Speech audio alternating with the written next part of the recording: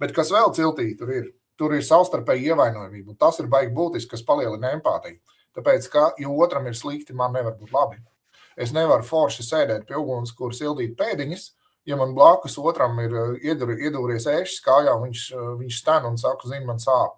Cilts un valsts nevar pastāvēt, ja mums nav empātija. Man liekas, ka cilts tēmai milzīgi nozīme, uz ko man liekas, ka visi var saprast un rezonēt, ir stāsts par labiem vadītājiem. Šī ir viena no, nemaldos, tas bija gorillu pētījums. Tad, kurš gorilla tēviņš tiek iecelts par cilts alfa tēviņu? Un šis viens no tiem pētījumiem bija stāsts par to, ka nevis tam, kuram ir lielākie muskuļi, bet tas, kurš vislabāk parūpējās par cilti.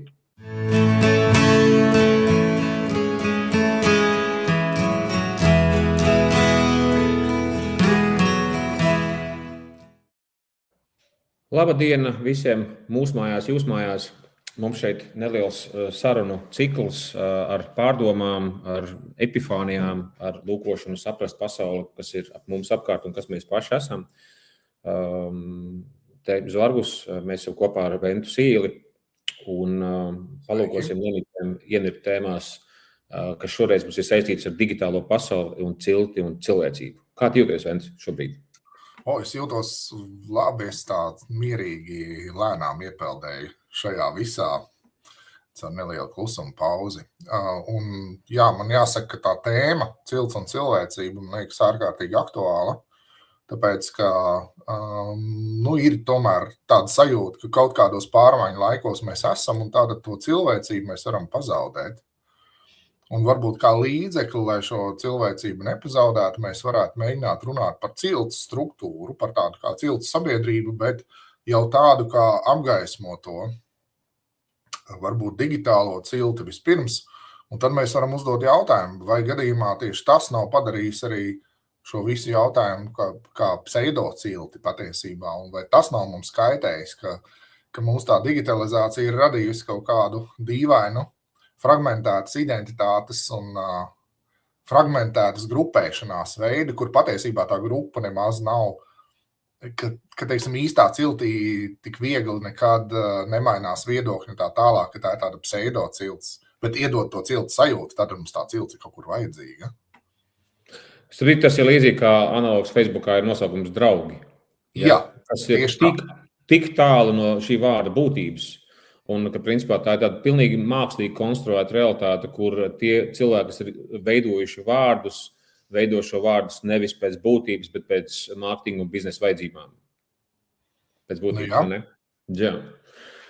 Pie kura leņķa mēs tagad varētu iet, jo mums tie leņķi, kā mēs par šo varētu parunāt, ir ļoti, ļoti plaši. Un viena lieta, ko es gribētu pateikt, ja gadījumā kādam liekas, ka tā ir abstrakta tēma, tad es gribētu pateikt, ka tas ir, kā lai pasaka, ir grūti iedomāties, kas varētu būt tālāk no patiesības, jo tieši šī cilts sajūta ir fundamentāli svarīga, un tad mēs esam viena kopiena, un man šeit nāk šis teiciens par to, ka, lai uzaudzinātu vienu bērnu, ciems ir vajadzīgs. Ja, tad mums vajag šo kaut kādu ietvaru, kurā uzaug cilvēks, tāpēc, ka tur ir kultūra, tur ir miedarbības, tur ir vara, tur ir aizsardzība, tur ir rūpes vienam par otru un tā tālāk. Principā visa cilvēciskā kultūra ir ciematā, un Latvija arī ir. Pēc būtības mēs esam ciemats vienā gadījumā ar 1 miljonu vai 10 miljoniem cilvēku un tā tālāk.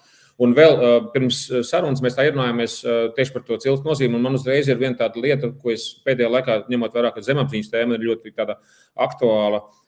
Es pastījos par to, kā cilts sajūta ietekmē cilvēku nervu sistēmu vai cilvēku organismu kā tādu. Un šis ir tad viens princips, ka ja man ir reālas cilts sajūta, nevis Facebook draugi, vai, nezinu, mēs vienkārši 18. novembrī svinam valsts svētkus, bet mēs principā jūtamies svešādi, neesam empātiski viens pret otru.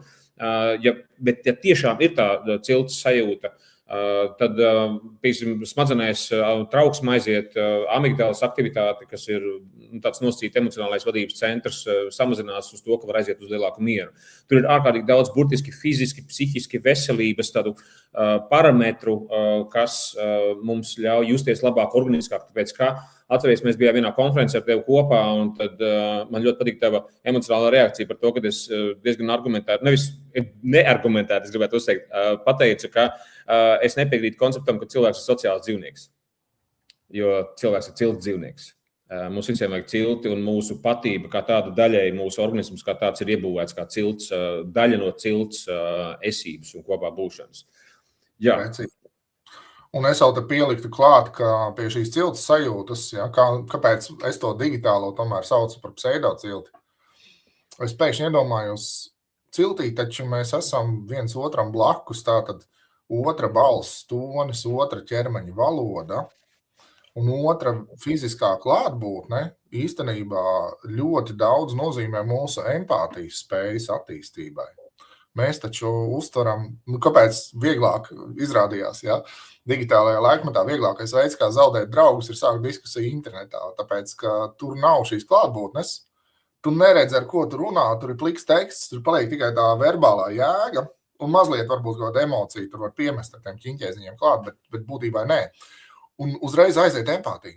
Diskusijas kļūst neempātiskas, un diskusijās ļoti viegli ir kļūt agresīvam, un pēc agresīvam arī faktiski saraut attiecības. Un tas noteikti tik pārsteidzoši viegli, ka tu vari cilvēku gadiem pazīt, un pēkšņi viena diskusija internetā sagrauj visu, un tas ir redz tāpēc, ka nav šīs iemiesotās empātijas, iemiesotās klātbūtnes. Man šeit ir 2 komentāri. Pirmais, man jāatvainojas pilnīgi visiem cilvēkiem, kuri varbūt brīnās, kāpēc es nekomentēju no ko pie ierakstiem ne Facebookā, ne Instagramā, nekur. Es ļoti atvainojos, tas ir tieši šis iemesls. Jo mēs, zinātniskie pētījumi, man vismaz reāli viņiem tā kā bišķīt neticās, apgalvo, ka no rakstītā vārda, ko tu redzi, mēs paņemam apmēram 10% informācijas. Līdz ar to, kad es vismaz redzu tavu seju šobrīd, ja mēs vēl būtu klātienē, es redzētu katru tavu pirksta kustību, kā tev ķermenis, kā tev gūžas un tā tālāk, tur ir ļoti daudz informācijas. Sanāk, mēs principā aplaupam, mēs mēģinām ļoti dziļu kaut kādu jautājumu risināt ar 10% informācijas iegūs. Un tas ir tādā ziņā, man liekas, ka necīņpilni pret manu laiku un arī pret jūsu laiku. Un tas ir tiešām piņķirīgi. Mēs abrīnoju arī tevi dažkārt, tur vēl daži cilvēks, kur internetā lūko ko izdiskutēt. Es šajā ziņā pārstāvu to, es varbūt esmu spītīgs, es sāku diskutēt internetā pirms gadiem 20, tad, kad vēl tā bija jauna, neierasta lieta un likās, ka tas ir tā īstā demokrātijas platforma, kur tās demokrātijas lietas notiek. Un tad es tā iedevu sev tādu savu veidu solījumu, ka ja es grasos būt, teiksim, man kā sākotnējā izglītība, man ir filozofija, un tad filozofs jau ir tāds publiskās diskusijas risinātājs cilvēks, kurš mēģina aktualizēt kaut kādas vērtības un svarīgas tēmas, un šajā nozīmē, nevis tāpēc, ka viņam ir atbildes, tur jau tā skaistā lieta, ka viņam drīzāk ir tāds jautājošs attieksme, bet kā patiešām ir, vai ir tā, kā mēs sakam, kā ir, ja? Un tad viņš ir gatavs varbūt saņemt arī nepatīkams vai noraidāmas atbildes un pats par kaut ko iedegties, bet otra lieta, ko es arī tur pieliku klāt, kas nav mazsvarīga. Mēs dzīvojam kara laikā, un frontes līnija pat iet arī caur mūsu sociālajiem tīkliem, jo tas ir hibrīda karš. Un hibrīda kara laikā sanāk, ka tu vairs nepiedalies tikai sociālā diskusijā, būtībā tā nāks reizēm arī atšaudīties. Un tas ir, tur arī jābūt tādai karotāju mentalitātei nedaudz jāpieliek klāt, ka es eju vienlaikus aizstāvēt kaut kādas vērtības un idejas, kas man ir dārgas. Cits jautājums, cik liela tam ir jēga. Es nezinu, es neņemos prognozēt. Man saka priekšā sirdsapziņa, ka šādu un tādu vajag padiskutēt. Varbūt es rīkojos muļķīgi, es nezinu. Man ir ok, ka es rīkojos muļķīgi. Man liekas, tas ir svētīgi, ka tu to dari. Es esmu mieši, ja gudīgi, es nezinu, laikam tev neesmu rakstījis, bet es esmu dažiem saviem draugiem rakstījis Guntaram, ko tu zini, vai Ansim. Un es esmu rakstījis, paldies, ka tas ir svētīgi, ka viņi tur diskutē kaut ko. Tiešām tāpēc, ka ir labi, ka tas ir vienkārši, tas enerģijas apjoms ir milzīgs. Taču, klausies, man liekas, ka ņemot vairāk tā cilts ir milzīga tēma, un lai mēs kaut kā sapraktizētu visu, man liekas, ka te varētu būt atsevišķi viena saruna par cilts un drošību. Jo šobrīd, man liekas, ka globāli ir kaut kas noticis ar rietumu pasauli, ka mēs bišķi sākam šobrīd ir digitālās pasaules un aizvien vairāk tādas nerealitātes feikismi, atvainojos par savu anglisko žargonismu, bet mēs netveram burtiski tādu realitātes lauku, un drošība ir tas pats, ka mēs nesaprotam, kas ir drošība. Tas tā kā rietumu pasaules bremze un nesapratni, kas notiekās ar Ukrainu. Un viņu tā kā sanāk, viņi nepaliek dzīvi joprojām. Respektīvi, man liekas, milzīgi atsevišķa saruna, taču varbūt, ko tu teikt, ja mēs paiet cauri šīm 2 tēmām, viena ir izglītība, tieši cilts un izglītība šobrīd, tāpēc, ka man aizdomas, ka mūsu cilts kā tāda arī vēl tie dati par to, ka tur šobrīd ir, tā ir triviāli, nosacīta triviāli tēma, bet ārkārtīgi svarīga tēma par skolotāju algām, Tad ir jautājums par mobbingu Latvijā, kas ir ļoti, ļoti augsts, un ar ko mana programma mācīspēja strādāt, tagad jau tiešām lietām ļoti izstāst ļoti labi. Vienkārši izglītību paņemam kā cilts elementi. Ja? Tad cilts var pastāvēt tikai tad, ja cilvēki nākamās paudzes ir gudrāks par esošo paudzi. Un te vēl ir kultūras miedarbība. Tās abas divas tēmas ir milzīgi svarīgas, un varbūt ar to leņķi paņemam, jo mēs pirms tam sazinājāmies pirms kaut kādu 1,5–2 mēnešiem laikam ar tevi, un tad bija tas stāsts, ka mēs uzdurāmies viens Harari ir burvīga grāmata Nexus, kas ir kontekstā digitālo pasauli un mākslīgo intelektu. Jā, burvīga grāmata. Visu, ko es visiem varu pateikt, šī ir viena no 10 gadus izcilākajām grāmatām manā prātā. Tāpēc, ka tur ir antropoloģijas jautājums, un tur principā mums iezīmēs kaut kādi nākamie 10, 20, 50 gadu, kā vispār cilvēks attīstīsies, jo mēs tiešām šobrīd esam ar šo citplanētiešu apgaismību jau ietekmēti. Un tad ir Jonathans Haidts, kas ir grāmata Anxious Generation, kas ir stāsts par pētījumiem, kas radikāli sāk parādīties ar secinājumiem kopš 2010. gada, 2010. 12. gads, kad apvienojās sociālajie tīkli ar telefoniem, tur ir specifiski neiešu tagad detaļās, tajā brīdī pēc būtības notiek pilnīga kultūras maiņa cilvēcē, kā mēs uztveram realitāti. Tāpēc, kā cilti sāk aizstāt šī fake cilts, neīstā cilts ar laikiem, ar ala draugiem un tā tālāk joprojām. Restīvi šīs tās divas tēmas, un viņas abas divas milzīgi iet arī izglītības jautājumā, vai ne, un no kura leņķa tu šo gribi tā pakustināt? Es noteikti redzu, es pārstāvu tos, kas joprojām vēl darbojas izglītības jomā, tā kā ikdienas, diezgan jau tagad mazāk, es samazināju savu darbību uz puslodzi. Bet es joprojām pasniedzu priekšmetu, ko sauc, teiksim, personības psiholoģija. Un es skatos uz mākslīgā intelekta ienākšanu izglītībā kā uz tādu lietu, ar ko neviens nezin, ko darīt, jo tas mākslīgais intelekts ir fantastisks rīks. Ar viņu gribas miedarboties, ar viņu gribas strādāt un lietot un mācīties, bet no otras puses tas, cik šis rīks var izrādīties, tās nākotnes sekmes nevar prognozēt, ka tas mainīs mūs kā būtnes, es domāju, mainīs veidu, kā mēs vispār strādājam un apkopējam informāciju, un tas var būt gan izcili panākumiem bagātā veidā, kur cilvēks plus mākslīgais intelekts ir sasniedzis tādu kā fantastisku super līmeni tieši šajā simbiotiskajā, hibrīda intelekta, es to tā sauktu kā hibrīda intelekta stadiju. Jo es domāju, ka mākslīgais intelekts bez cilvēka joprojām vēl ir, kā dalīti, tie instrumenti viņi nedarbojas. Ja? Tur ir kaut kāds, cik viņš bija spējīgs tagad 2 līdz 4 stundas autonomi pats kaut ko darīt. Tur bija pēdējie mērījumi bija tādi. Ideja ir tāda, ka mākslīgais intelekts, tā simulācija tāda. Viņš it kā simulē darbinieku, kurš ir atnācis uz darbu, un viņš ir spējīgs pats sev meklēt un risināt uzdevumus 2 līdz 4 stundas, un tad viņš apstājās, jo viņam beidzās, tas it kā viņš vairs nezin, ko tagad ar sevi iesākt.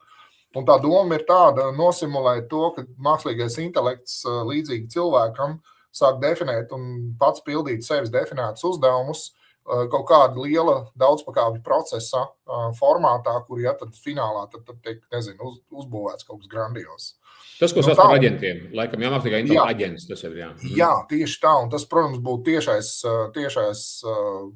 cilvēku aizvietotājs. Tas, kas liks zaudēt cilvēkiem darba vietas, es domāju, neizbēgami. Bet tas jau bija prognozējums. To jau nesaku, tas ir Moga Dats, to pirms gadiem 4-5 Moga Datam, starp citu. Kad viņam iznāca tā grāmatiņa Scary Smart, šī te, tas ir Ēģiptiešu speciālists. Viņa 21. gadā iznāca, viņš jau tur to bija tā prognozējis, ka cilvēkiem nāksies pārdomāt vispār, ko viņi saprot ar nodarbinātību. Es šai ziņā esmu ieviesis priekš sevis tādu 3 profesiju teoriju. Arī, starp citu, Harari iespējā. Tikai citas viņa grāmatas, 21 mācības stundu 21. gadsimtam. Viena ir profesija, kas ļauj nopelnīt, bet kur varbūt nav gluži tāda vēseli piesieta. Bet tas tāds maizes darbs. Otra būtu profesija, kas ļoti patīk, bet kur vēl nevar nopelnīt tā, lai no tā varētu iztikt pilnvērtīgi. Un trešā ir lieta, ko tu dari ar rokām. Amats. Kas nav tik daudz profesiju, bet amats, un kas mūsdienās, dēļ tā, ka mums viss ir automatizēts, kļūst par būtībā hobiju, kur tu vēl piemaksā, ja tu gribi kaut ko darīt, teiksim, tu gribi galdniecību kā hobiju, tad tu būtībā pēc dēļas, pēc materiāls vēl nomā kaut kur to galvnieku darbnīcu. Bet ka nākotnē tieši šīs prasmes, ko var darīt ar rokām, būs tas, kas mūs izglābs no pilnīgas nenodarbināmības, ka mums nav ko likt. Mēs neesam nodarbināmi, jo mākslīgais intelekts lieliski operē valodas laukā un visā, ko var izdarīt ar valodu un attēlu. Un tur mums jādomā būs tas pirmais trieciens informācijas laukā. Vēl negluži materiālās eksistences laukā. Un šeit aiziet no šī, tu pacēli apmēram 5 tēmas, šeit laikam ļoti skaistas tēmas, un aiziet apakaļ uz šo tēmu par cilti kā akcentu. Man šeit tas aiziet runāju par to informācijas lauku. Aiziet, ka ir viena vieta, kur es redzu jau šobrīd ir ārkārtīgi traģiski ietekme. Es atvainojos, ka es lietoju tādus treknus vārdus, ja gadījumā es to darīšu, tāpēc, ka tiešām es negribu neko simulēt, man tiešām tā ir tāda sajūta par to, ka sirds ir diezgan pilna par to. Tad man ikdiena paliek ar mācību spēju ļoti daudz. Tad mācību spēja ir programma, kas strādā pie, neticām liekas 6 jautājumiem skolā. Viens ir mobbinga mazināšana skolās, kas ir traģiska traģēdija. Tas ir tādas psiholoģiskās traumas, kas rada bērniem uz visu mūžu un tā tālāk. Un mums izdodās dabūt to mobbingu ārā no klasēm. Tā ir labā ziņa, tā ir ļoti svarīga ziņa. Tad ir skolēnu labūtība, tad ir skolotāju labūtība. Cik saprotu, mēs reāli esam, mēģinām būt par pirmo sistēmisko programmu Latvijā neatkarīgās Latvijas laikā, kur mēs skolotājiem labūtību mēģinām uzlabot. Skolotājiem nav bijuši. Izdegšanas procents ir 84%. 84% skolotājiem ir izdegšanas procents un nav sistēmiska.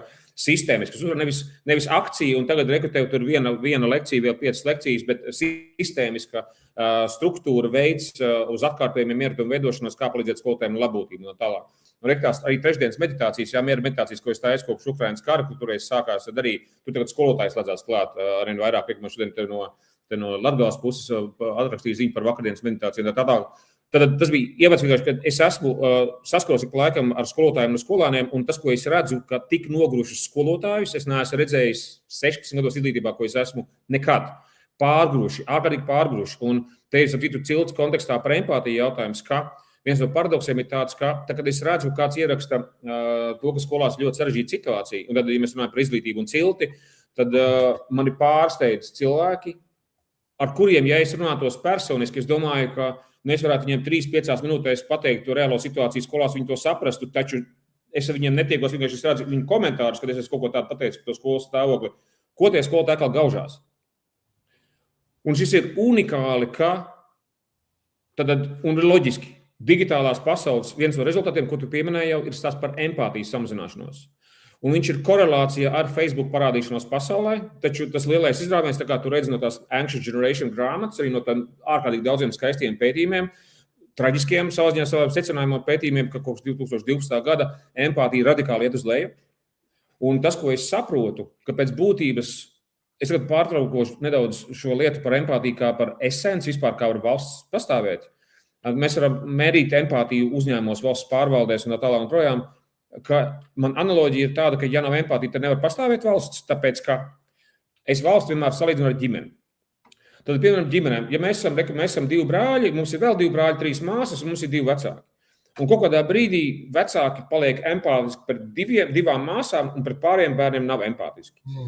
Pēc būtības mēs esam salauzti. Mēs esam uz mūžu aizlausti, mēs varam skatīties no vienalga kādiem kompleksiem, kas mums dzīvē pēc tam nāk, un tā tālāk Edīpa kompleks vienalga, kā mēs tur nosauksim, bet runa par to, ka mēs esam aizlausti.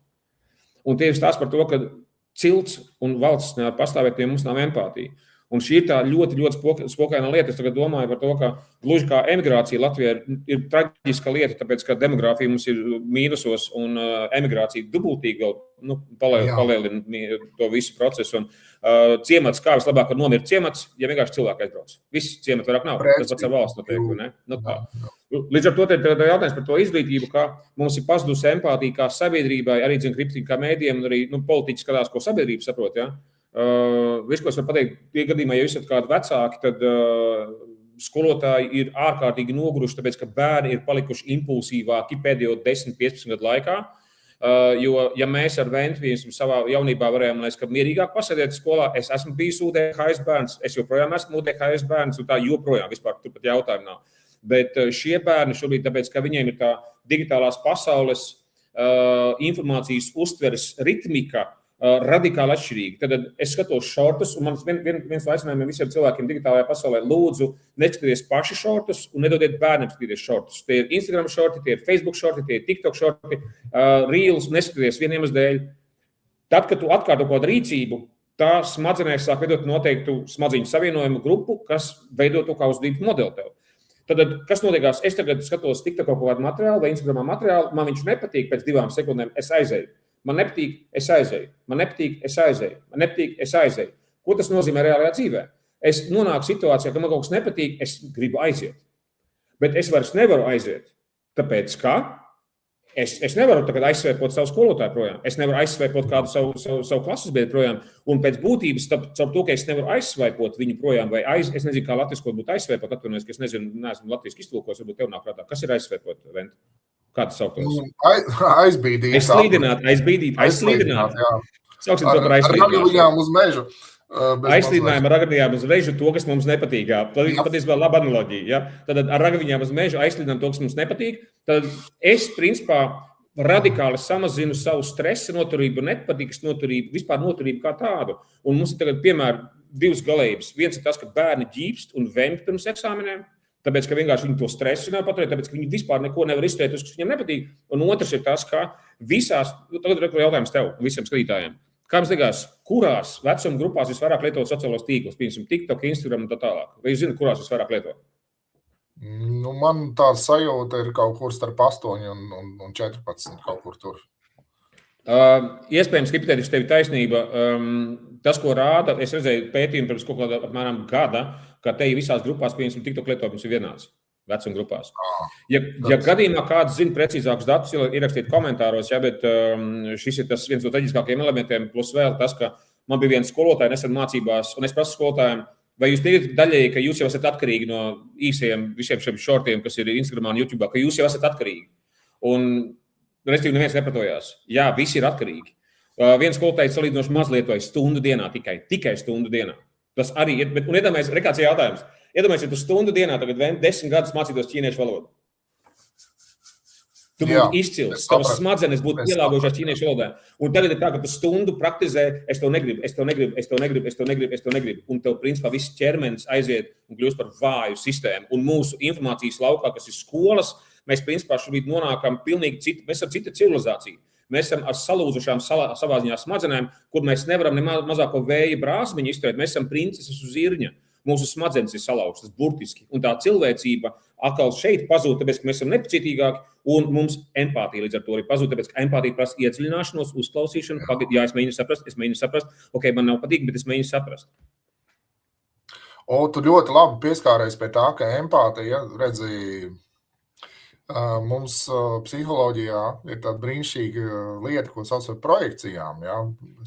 Projekcija ir savu mentālā satura piedēvēšana citiem, tā kā tāda projicēšana, uzspīdināšana virsū.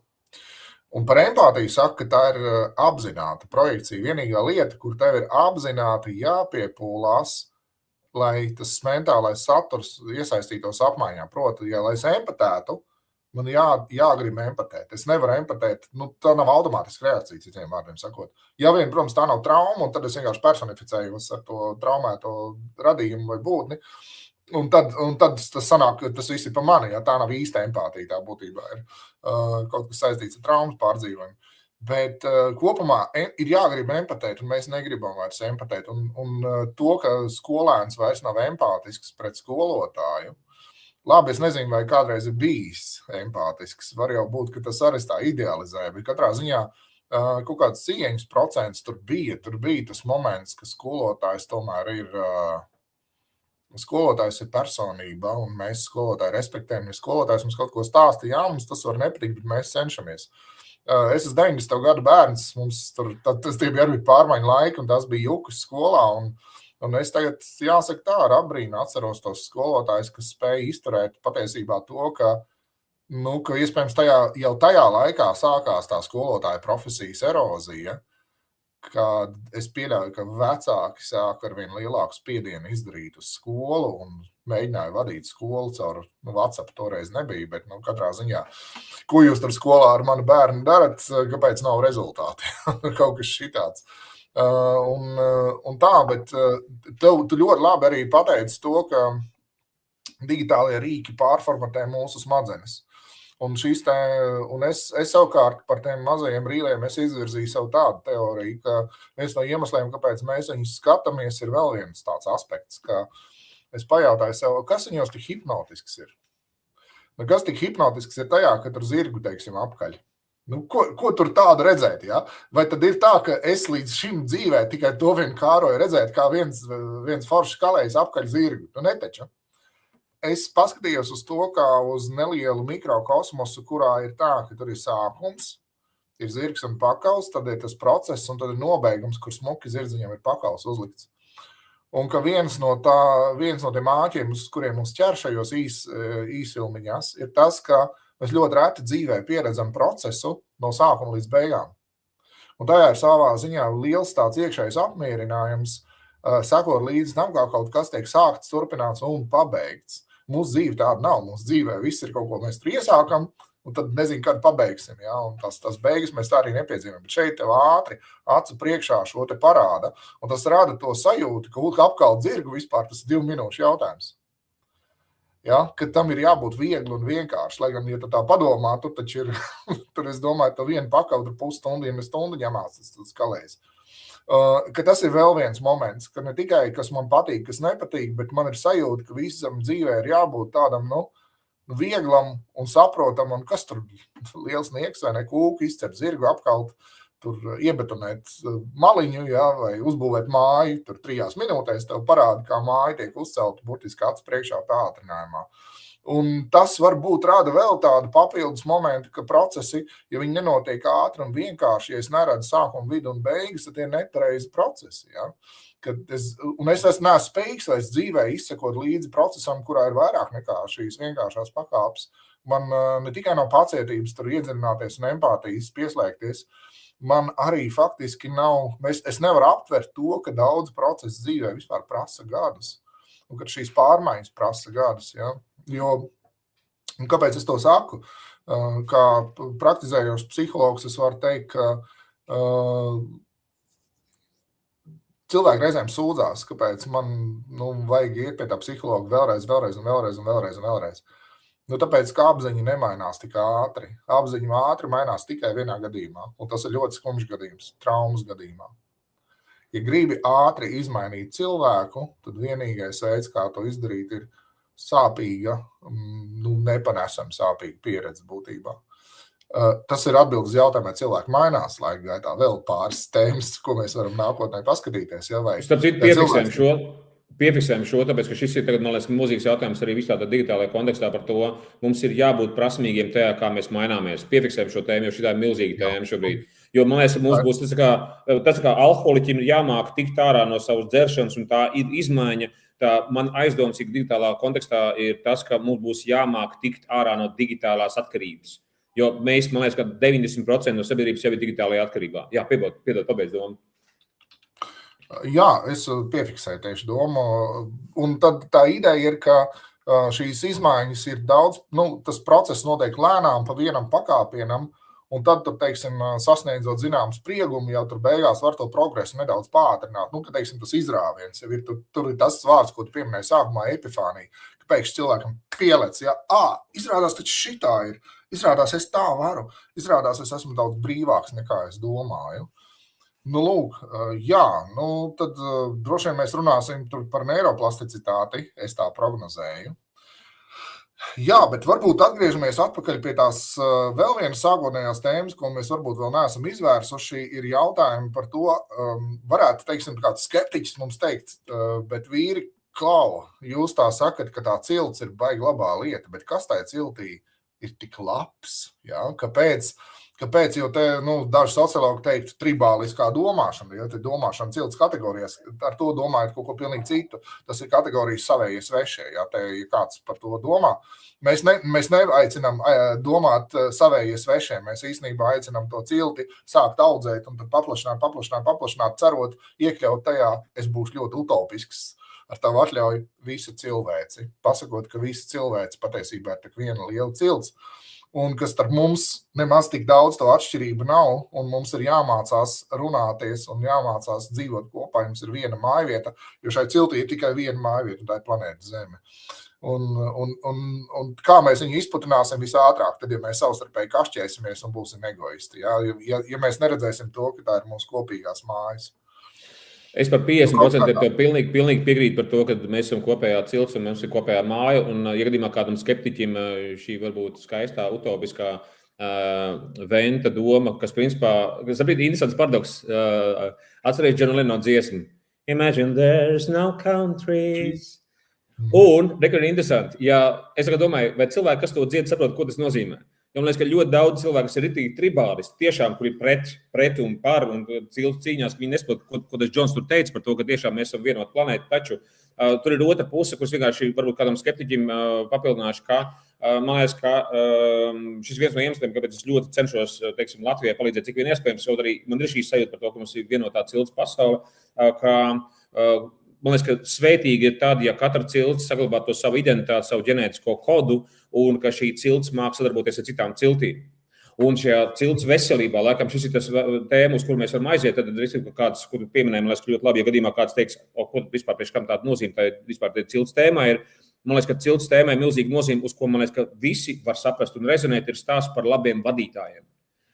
Šī ir viena no dīvainām analoģijām, kur mēs varam paņemt. Es paņemšu, ja nemaldos, tas bija gorillu pētījums. Tad, kurš gorilla tēviņš tiek iecelts par cilts alfa tēviņu? Un šis viens no tiem pētījumiem bija stāsts par to, ka nevis tam, kuram ir lielākie muskuļi, bet tas, kurš vislabāk parūpējās par cilti. Tad rūpes par cilti ir atslēga. Un tagad, ja mēs iedomājamies, cik reizes, ja kurš, kas tagad skatās, vai kad mēs gaužamies par to, ka politikā ir cilvēki, kas varbūt nerūpējās par valsti, un viņi domā par kaut kādām, viņi runā svešā valodā, viņi runā cilvēku valodā, viņiem ir citi uzstādījumi, viņi domā drīzāk par normatīviem aktiem nekā par cilvēkiem, par ciltu un tā tālāk projām. Valsts viņam dienas, cik ilgi viņš transformējās. Paldies valsts viņam dienestam, kurš paliek ar vien cilvēcīgāks un cilvēcīgāks. Es ceru, ka arī vēl daudz organizācijas tiks uz priekšu. Ir runa par to, ka vadītājs spēlē milzīgu lomu cilvēka, jebkādā veidā uzturē un tā tālāk. Un šis ir viens no piemēriem, ko es redzu skolās. Ja skolai ir labs vadītājs, kuram ir divas lielās funkcijas. Vadītājiem skolās, un ir jāatrā par labu vadītāju skolās. Ja viņam jābūt labam bebrim, viņam jāmāk būvēt. Tad skolas direktors, viņš māk būvēt. Viņš ir Eiropas fondus, viņš tur nokrāsos un tā tālāk projām. Un tad ir skolas direktors, kuram jāmāk būt arī par pūci vai par gudrnieku, kas saprot metodoloģiju, kas ir gudrs cilvēks.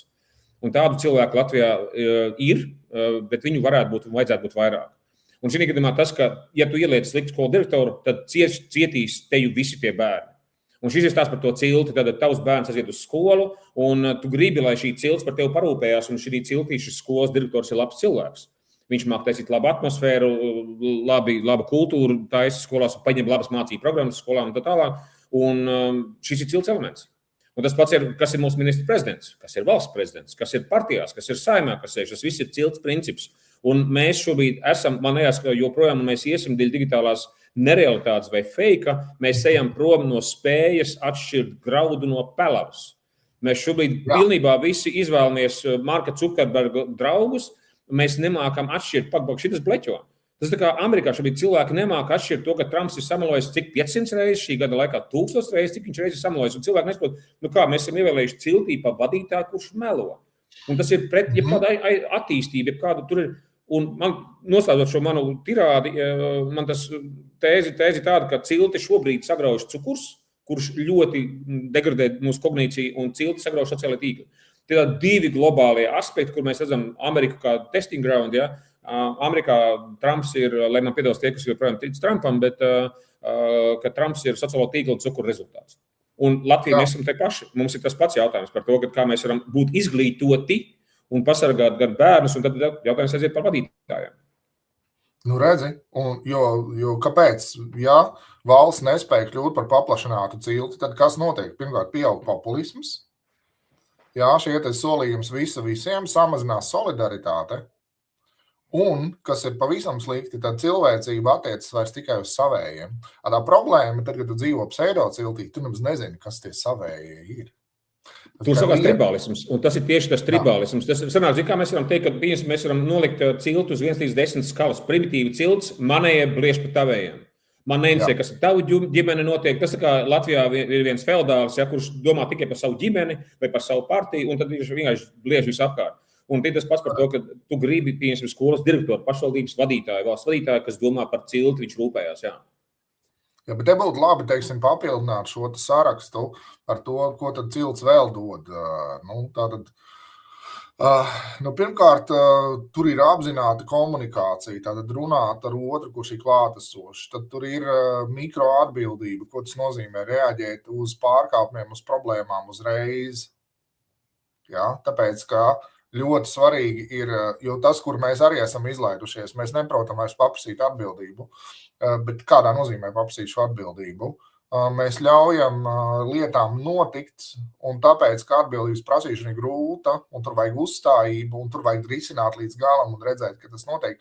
Mums patīk pabrēkt, un tad atstāt visu, kā ir, un ko tas parāda tiem, kas būtībā rīkojas negodprātīgi, ka faktiski par negodprātību sankciju nebūs. Un šī cilts, tieši tāpēc, ka ciltī mēs esam maz, mēs visi viens otru pazīstam, mums ir morālā caurspīdība, ka rīcība nav izolēta no kopienas vērtējuma. Tas ir baigi svarīgi. Un tas, ko Trumps ir, kāpēc viņš ir tur nonācis, tur, kur nonācis, tāpēc, ka viņam ir viena daļa lojālistu, kas būtībā attaisnos viņu par visu, no otra daļa ir šie kritiķi, kuros varbūt viņam vajadzētu ieklausīties, bet viņš neieklausās kritiķos, jo tā ir cita cilts. Tad visi tie nav manējie. Lojālisti jau neko neteiks vairāk. Lojālisti, viņi vienkārši atbalsta un viss, un tad viņi tiek noreducēti vienkārši līdz skatītāju pūlim, kuram ir atļauts tikai jūsmot par mani. Bet kas vēl ciltī tur ir? Tur ir savstarpēji ievainojamība, un tas ir baigi būtiski, kas palielina empātiju. Tāpēc, ka, ja otram ir slikti, man nevar būt labi. Es nevaru forši sēdēt pie uguns, kur sildīt pēdiņas, ja man blakus otram ir iedūries ēšas kājā, viņš sten un saka, zini, man sāp. Es nevaru, bet mēs sabiedrībā īstenībā tagad ir atsevišķinātības diezgan pamatīgi pieļaujam, ka mēs neredzam ciešanas, kas ir tepat blakus, ko īstenībā varētu ļoti viegli atrisināt, ja mēs tās pamanītu. Tad mums ir gatavība arī, un tas ir būtiski saistībā ar, diemžēl, nedrošo situāciju pasaulē, upurēšanās gatavība, ka tu cilts labumu var uzlikt augstāk par individuālo komfortu, jo cilti izvēl tie, kas viņu aizsarg tur karotāju kastu, diemžēl. Ja līdz tam nonāks, es ceru, ka nenonāks, tur karotāji vienkārši apsargās, jā, viņš sargā, viņiem nav jācīnās, viņš vienkārši sargā savējos. Un citus arī, kas ir pievienojušies pie ugunskura vakarā. Bet tā upurēšanās gatavība, proti darīt lietas labā, un tas ir tas, kas man ārkārtīgi patīk cilvēki, kas deg ne tikai par savu lietu, par savu kabatu, bet arī par vispār sabiedrības tēmām. Man liekas, ka viņi ir milz vērtība, jo tie, kas tā pa īstam deg, viņi arī kārtīgi izdeg, jā, un tas būtu atsevišķa tēma, kā neizdegt rūpējoties par sabiedrisko labumu, kā neizdegt šajās te sociālās aktivitātēs. Un pēdējais, kas ir baigi būtiski arī, ko es teiktu, ir rituāli un simboli un kopīgs naratīvs, jau kopīgais stāsts par mums. Un mēs esam, man liekas, dziļi, es tā baidos kļūdīties, bet man liekas tomēr, ka mēs to kopīgo stāstu esam pazaudējuši. Mēs esam sakafragmentējuši stāstu par sevi, to stāstu, kas man skaidro manu identitāti. Ja? Jo kam man vajadzīgs mans stāsts? Mana vēsture tā ir. Es izskaidroju pats sev, kas es tāds esmu, no kurienes cēlies un kāpēc daru tieši šitā. Kāpēc mums šī identitāte tiek sadrumstalota, ja mēs vairs nepiedaram kopīgam stāstam, kopīgam naratīvam. Mums ir katram savs stāsts, un es to saredzu kā milzu trūkumu, un arī digitālā laikmeta rezultātu. Tā es teiktu, vēl tādus pāris ieskicētas lietas, kas papildina to cilts nozīmību. Jā? Tātad savstarpējā redzamība, morālā caurspīdība, savstarpējā ievainojamība, upurēšanās gatavība, kopīgs stāsts, rituāli un simboli. Starp citu, par šo cilti runājot un par to stāstu, ko tu ieminēji, šis ir viena no lielākajām lietām, ar ko tagad saskaros vispār cilvēku attīstības modeļos, kas man ir kaut kādas lekcijas vai pat pašvērtējums. Latvijas lielais stāsts ir pašvērtējums. Cilvēki ir radikāli zemiem pašvērtējumiem, un ka zinīgi zemā pašvērtējumā mums ir izkropļot realitātes aina. Un tad ir stāsts arī par to Latvijas pašvērtējumu kā tādu, kur mēs esam, kas mēs esam. Un digitāli, es gribu vēlreiz tā kā akcentēt laikam šo akcentu. Lūk, kā es jau sāku runāt. Uzsvērt akcentu. Es gribētu uzsvērt uzsvērumu. Latviskāk sakot, vai ne? Par to, ka šī digitālā pasaule mums atņem realitātes sajūtu. Un ka šis nav kaut kas abstrakts, bet ja tagad jau mēs lietojam ļoti daudz ilgi šos pašus sociālos tīklus, un kāpēc tieši sociālos tīklus? Tāpēc, ka sociālai tīkli nozīmē, ka tavu autobusu, kurā tu sēdi, esot sociālai tīklā virza nevis cilvēks, bet tas ir mākslīgais intelekts. Tad pēc būtības, ka tu atver Instagram, tas ir mākslīgā intelekta realitāte.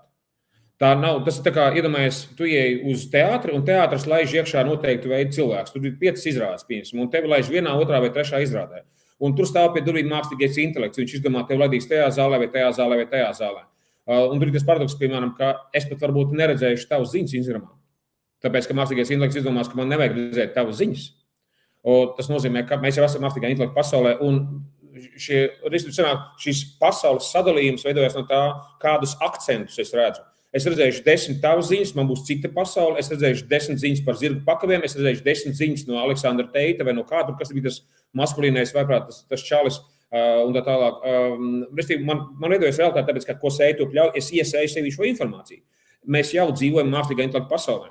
Un šis ir viens no tiem iemesliem, ka tad, ja mēs neredzam realitāti, es gribu uzsvērt, šitas ir jāgriež kā plata 10, 100, 500 reizes, tad mums tas aizietu, mēs pazaudējam saikni ar realitāti. Un tāpēc mums pazūd empātija, un mums pazūd cilvēcība, un viens no piemēriem, viena no skolotājiem arī teica, es tikai stundu dienā skatos tos Instagrams, tikai stundu dienā. Savā ziņā tas ir labi. Bet šī paša iemesla dēļ arī es sapratu, svētdienās es nevaru vaļā nekādas Instagrams, TikToks un Facebooks. Svētdienās, kad tieši, Dievs, tagad es pasēdēšu un ritīgi iedzināšos šajā būtiskajā saturā, kas tur ir. Ja? Un ja es skatos tikai darba laikā. Tad šis ir mans no maniem uzstādījumiem par to, ka es gribu dabūt ārā savus smadzenes no šīs plūsmas. Un šis ir stāsts par to, ka, ja es gribu atgūt šo ciltu sajūtu, man principā mēs varētu uzrakstīt tādu tā kā sarakstu, kas ir cilts, burtiski uzvedības paradoksi vai principi. Nevis vērtības, tāpēc, ka vērtība kaut kas abstrakts, un es esmu redzējis kaudzēm uzņēmumu, kur man tur aicina kā lektoru vai darboties uzņēmumiem, kur ir vērtības, un viņi paši neatcerās tās vērtības. Tas ir atkal kārtējs fakes. Bet, kad uzrakstīt darbību, mēs sasveicinamies, tā ir darbība, un tu vari redzēt, izdarīja vai neizdarīja. Pareizi, ja?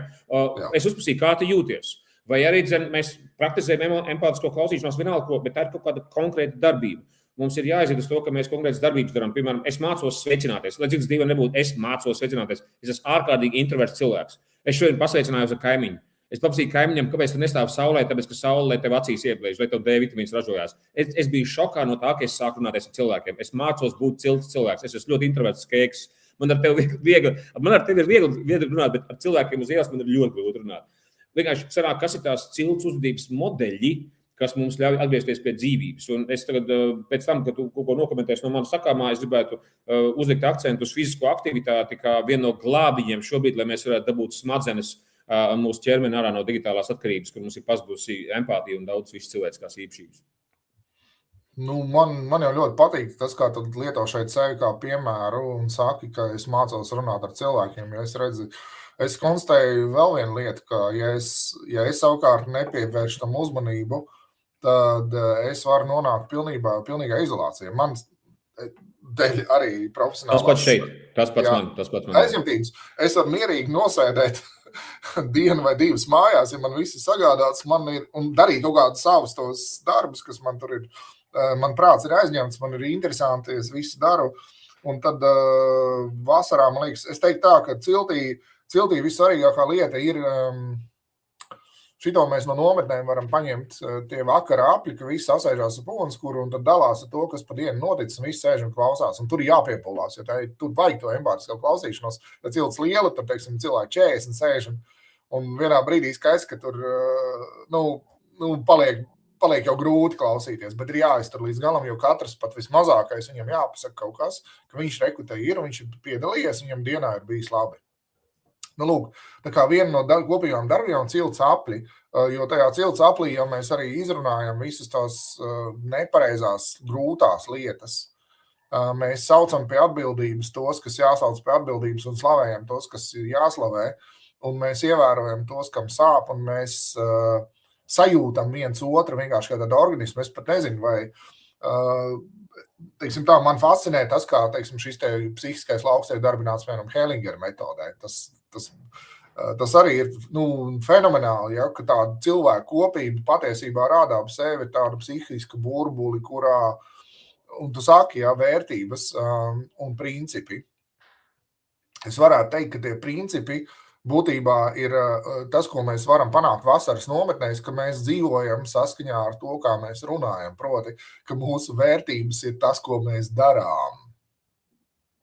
Un mēs būtībā tās vērtības caur rīcību iemiesojam, un viņas nav jāzina, viņas ir jāsajūt, jo ja mēs vienkārši iemācamies kā pantiņu tās vērtības, kādas varētu būt, sakam cieņa, sakam brīvība, sakam taisnīgums, sakam miers, sakam mīlestība. Kurš protestēt? Labs tā komplekts. Tagad atkārto.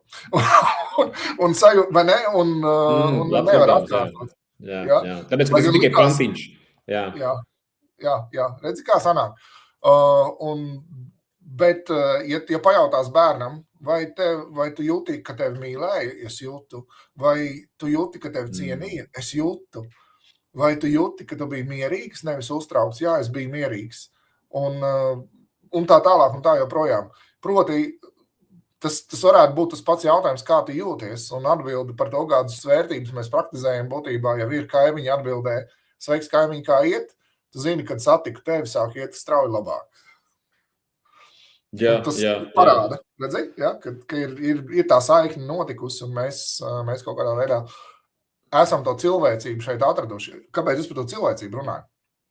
Es pēdējā laikā daudz aizdomājos par to, ka mūsdienu pasauli, diemžēl, un es te negribu izklausīties arī tāds kā primitīvs kritiķis, viss ir slikti, bet es tomēr mestu šo akmeni arī kā tādu diskusiju tematu, varbūt kāds no klausītājiem var oponēt vai nepiekrist, bet man liekas, ka ikdienas dzīve pilsētā ļoti bieži būtībā atņem mums visu cilvēcību, kāda vien ir bijusi. Mēs jau no rīta braucam uz darbu, un tajā rīta satiksmē jau paspējam pazaudēt empātiju, cieņu un cilvēku mīlestību. Tad mēs strādājam, cik tur tās stundas, un braucam vēl atpakaļ. Un tad jau beigās tas, kas mājās atbrauc, tas ir vienkārši nikns un nokaitināts, un viņš tajos TikTok rullīšos vienkārši, viņš izmanto pašhipnozei, lai vienkārši nenorautos uz bļaušanu, jau pa durvīm ienāktu. Tāpēc tur vēl tiem TikTok rullīšiem kādā nozīmē anestētiska funkcija ir. Viņa apdūlina līdz pakāpei, ka tu vismaz nejūti tās pašas sasākās emocijas, kas ar, protams, paradoks ir, jā. Kādā mēs dzīvojam sabiedrībā. Klausies, varbūt mums vajag uztaisīt vienkārši vienu sarunu tikai par sociālajiem tīkliem, tāpēc, ka šī ir viena no galvenajām tēmām, kurai es eju cauri. Tagad man te nesen bija, man likās, man ir stundu gara lekcija, bet man bija 2 stundu gara lekcija digitālajā tēmā. Un es domāju, ka es kaut kādu laiciņu parunāšu par sociālajiem tīkliem, par digitālām lietām, bet man tas izvērtās uz visām 2 stundām. Jo, kad mēs aizējam uz to, kā tas ietekmē, tad es tīši sanāku, vai es māku kā lektors viņiem parādīt to korelāciju starp to, kāda ir tava digitālais lietojums un tava dzīves sarežģīšanās, emocionālās attiecības ar savu ķermeni, attiecības ar savu pašvērtējumu. Piemēram, tas pats sociālo tīklu fenomens un meitenes tiek salauztas. Instagram pētījumi jau ir sen. Depresijas korelācijas, kas ir meitenēm, kas lieto Instagram tā tālāk. Un vienkārši tā ir atsevišķa tēma, kur varbūt vienkārši tiešām, jo sevišķi vecākiem varbūt to vajag zināt, un skolotājiem varbūt arī tas līdz politiķiem aiziet, jo es būtu šī gadījumā diezgan drastisks, ņemot vērā to efektu, ka ir vienkārši jāklapē ciet sociālai tīkli. Jo sociālai tīkli ir mēdījis, kur tu nekontrolē. Tu vispār nekontrolē. Mūsos ir principā kaut kādas citas valsts mēdījis. TikToks ir Ķīnas mēdījis, Instagrams ir Zuckerbergs. Bet iedomājies, kas ir Zuckerbergs, kurš ir viens no genocīda iespējams līdzautoriem Birmā. Pieņemsim, ka tur tie pētījumi par to, kādā veidā Facebookā tika kaut kas proponēts, tur musulmaņi kāvās ar budistiem, un tur tika genocīds tika veikts. Tas ir no šejienes, no šīs te grāmatas. Jā, tas ir detalizētas. Tas, lai klausītājiem neliktos, ka tagad Zorijus kaut kur tur izgudro. Es kaut ko fantāziju, jā. Un es saku vienkārši 1% no tā, kas notiekās tādā ziņā, ka bērnu rīcībā un pieaugušo rīcībā ir modelis iespējams, ko veido un tev piedāvā genocīda autors. Un šī iemesla dēļ es būtu ļoti, ļoti tāds krass attiecībā par to, ka vai nu mums jātaisa savs sociālais tīkls, kas ir kaut kādai valstī vienā vai vienalga kas, bet mēs nedrīkstam atstāt to mākslīgā intelektu un cukurberu pārziņā. Tāpēc, ka šie cilvēki ir bez empātijas. Tas pats ir ar Masku. Elons Masks cilvēks. Es esmu izlasījis, ja gadījumā kas, kādā brīdī es tev laikam tur neesmu stāstījis, es mēģināju saprast, uz kurien civilizāciju iet, un es izlasīju par Facebook tapšanu, izlasīju par Instagram tapšanu, izlasīju par Zuckerbergu, izlasīju par Masku. Un tad tur ir izteikts pazīmes par narcisismiem, izteikts pazīmes par totālu empātijas trūkumu. Tas nozīmē, ka tie ir anticilts cilvēki. Un cits, ja gadījumā kas, man liekas, ka mums ļoti svarīgi ir pateikt par to cilti, ka ir tā, ka tribālisms, man liekas, iekļaujās ciltī, bet tribālisms, kur cilts cīnās ar ciltību, kas, piemēram, Krievija. Ja, piemēram, šobrīd. Viņiem liekas, ka viņiem kaut ko jāpēd. Viņiem milzīgi valsts, kurai liekas, tur restīvi tas ir primitīvs, es pat nezinu, tas nav pat feodāls, tas ir mongoļu domāšanas veids 12. gadsimtā, tas ir mongoļu ordas, tas ir Čingiskana domāšanas modelis, tad 10 balēs tas ir cilts, bet tā ir viens. Primitīva cilts, kurai ir vienkārši despots pie varas, un viņi cīnās ar citām ciltīm. Un tad mēs ciltī ejam uz augšu, piemēram, rekur arī Somija ir cilts, ja? Un Somija ir izglītotāka cilts un cilvēcīgāka cilts un tā tālāk. Zem Somijas vadoni. Aleksandrs Staps, klausies, man ir, es pateikšu ļoti dīvainu vārdu saliku, man ir intelektuālais organisms katru reizi, kad es dzirdu viņa tās tēzes, viņa epifānijas, viņš ir skaistulis. Viņš ir vienkārši izcils. Jā. Labi, tad es aizvirzījos no tēmas, bet ir jautājums par to, ka tiešām mums tā digitālā pasaulē aizvilkšu uz to pašu, mūs atrauj no realitātes, un mēs pat neapzināmies, cik ļoti mūs atrauj no realitātes. Un es tagad pēc tavu nākamā komentāru ielikšu to stāstu par to ķermeni, kas man liekas, ka viena no panacējām, ko mēs varam sākt darīt, lai dabūtu sevi nostotās digitālās atkarības un atgūtu realitāti. Es vēl teiktu tā, ka mums iespējams ir jāpieņem kaut kāds tāds vispār lēmums par to, iespējams ir jābūt likumam par sociālajiem tīkliem un mākslīgo intelektu, un varbūt ir jāsāk par to domāt, tāpēc, ka mēs nevaram pat izkontrolēt līdz kādai pakāpei. Sociālo tīklu algoritmi mums veido šo te informatīvo dienas pavēsti, ja, agenda, saucam tā, dienas pavēsti, dienas kārtību. Mēs nevaram to noteikt, līdz ar to mūsu, savā ziņā mums būtu jāatgriežās pie tā, ka mums ir kaut kādi uzticami informācijas avoti. Man šai ziņā, teiksim, ļoti patīk tas, ko dara LSM, šis te sabiedrisko ziņu kanāls. Es viņus uzskatu par tomēr profesionāliem žurnālistiem un savas ziņas cenšos ņemt no turienes. Tāpēc, ka tur cilvēki rūpējas, lai tur fakti būtu pārbaudīti, lai tur būtu, jā, protams, tas nenozīmē, ka tur visam jātic obligāti, bet kritisko domāšanu jau tā nav atcelta. Bet, ka vispār būtu jādomā par veidu, kā ierobežot sociālos tīklus kopumā un digitālos tīklus arī, jo mēs riskējam citādi nonākt tādā drausmīgā situācijā. Mēs tūlīt būsim izaudzinājuši bērnu paudzi, kuri lieliski komunicē ar tīkliem, bet ļoti slikti komunicē savā starpā. Kuriem ir grūti, teiksim, viņiem fakts, ka viņiem jāiet būs uz randiņu ar reāli cilvēku, tur jāsēž kafejnīcā pretī otram dzīvam cilvēkam, tas viņi iedzena panikā, izmisumā un šausmās, un tas būtu tikai viena no sekām, arī tā izolācijas sajūta, kas ir sēžot vienam pašam savā istabā un visu pasauli redzot savu šo filtru. Es pieļauju, ka, tagad saka depresijas, tam ir pamats, kas tad īsti ir depresija? Depresija ir tik augsts sakāpināts, cilvēkam ir tik milzīgs iekšējais kaut kāds konflikts, ka viņa iekšējā sistēma, viņa paša psihe atslēdz strāvas to kloķi. Viņa saka, labi, ja tev ir šitik daudz tas konflikts, tad vienkārši atslēdzam, tu vienkārši sēdi mājās, nedara trakas lietas. Ja? Bet citādi būs psihoze. Citādi tās konfliktējošās idejas tevi tā plosa, ka tu nezini, ko darīt. Un tad psihoterapija būtībā ir šī dziedinošā saruna, kas atlaiž konfliktu, kas caur vārdiem ļauj cilvēkiem pārkārtot arī drusiņu neironu saiknes smadzenēs, drusiņu atlaist to milzīgo spriedzi, kas ir par jautājumu. Es un manas attiecības ar citiem, vai es citiem patikšu, vai citi mani pieņems, kā es miedarbojos ar citiem. To risina cilts. Ciltī tu no mazām dienām, tu esi maziņš, Tā, kad tu esi maziņš, tad tu esi visu bērniņš. Visi ir tavi vecāki, visi var tev iedot padzerties, visi tev ir iedot maizīti apēst un visu pārējo. Un tu zini, ka cilvēks ir draugs, ka pie cilvēku var nākt un tev drīkst būt vajadzības, kuras citi uzklausīs. Ja? Jo par ko tad ir tā lielā trauksme? Ja citi uzzinās, kāds es patiesībā esmu, no manis taču visi novērsīsies. Ja? Ciltī tā nevar. Ciltī mēs zinām, kāds tu esi, un mēs no tevis nenovēršamies. Pat zinot, ka tu reizēm mēdz būt ar ātras dabas, sarunāt bišķi rupības, tur kaut ko vēl, tur aizlidos varbūt kādu krūzi pa gaisu. Tu atnāks, tu atvainosies, tu pateiksi, ka tu nebija kārtībā. Visi tevi samīdos, un tu nogludinās, tu mācīsies strādāt ar šo konfliktu un mācīsies regulēt pats sevi un mācīsies būt šajās attiecībās. Un tas tik dziedinoši, ka tev būtībā caur miedarbību ar cilvēku kopumu tu kļūsti par labāku cilvēku, tāpēc, ka viņi tev neļauj iekrist galējībās, viņi tev neļauj iekrist totālā izmisumā un totālā necieņā, pašnaidā, es nezinu, kā to vēl nosaukt. Tie ir tie depresijas avoti, ja, kur tad cilvēkam tā pašvērtība tik zemu, ka viņš būtībā, viņam ir kauns uz ielas rādīties, viņš tik nepilnīgs jūtās. Tu burvīgi pateici par šo cilti, kā atbalsta sistēma, un es varbūt vēl dažam labam no malas, kuram liekas, varbūt mēs kaut kādos utopismos šeit runājam, vēlreiz gribu uzsvērt, ka ir dažādas ciltis, mūsu uzdevums ir būt gudrai ciltī, gluži nevis kā Krievijai, bet kā Somijai, piemēram. Un es tev tur neesmu stāstījis, bet es tagad sāku strādāt pie tā, ka es gribu kaut kādus principus iedot cilvēkiem, kas tā kā maldās savā attīstībā, piemēram, es gribu būt labāks vecāks vai vienkārši savu kādu cilvēku attīstīt un kā tikt galā ar kaut kādiem saviem jautājumiem, savai kaut kāds 5 attīstības soļus, un viens no elementiem fundamentāliem ir dombiedri.